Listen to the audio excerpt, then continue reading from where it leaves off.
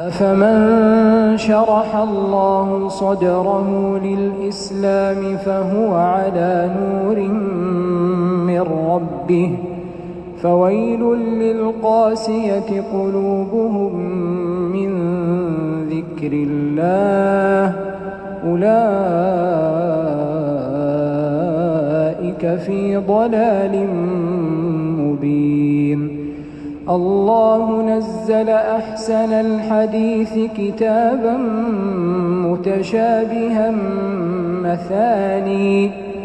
مثاني تقشعر منه جلود الذين يخشون ربهم ثم تلين جلودهم وقلوبهم إلى ذكر الله ذلك هدى الله يهدي به من يشاء ومن يضلل الله فما له من هاد.